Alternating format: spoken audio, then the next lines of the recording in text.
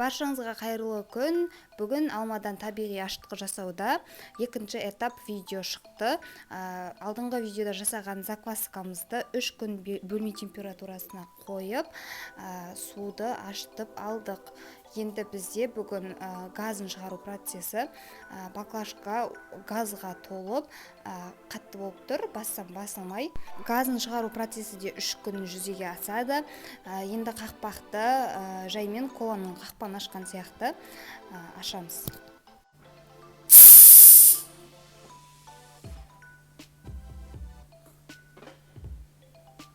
Көріп тұрғандарыңыздай, қақпағын ашып, газы біраз шыққаннан кейін тасып жатқанда қайтадан қатты қылып бұрап қоямыз. Осылай ертеңге бір рет қайталаймыз.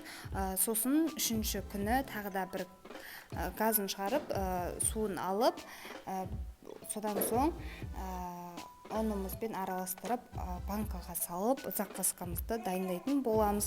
Ол туралы да келесі видеода толық айтып түсіндіретін боламын. Қандай ұн қолданамыз және де қанша күн тұру керек, қанша сағат тұру керек, барлығын айтатын боламын.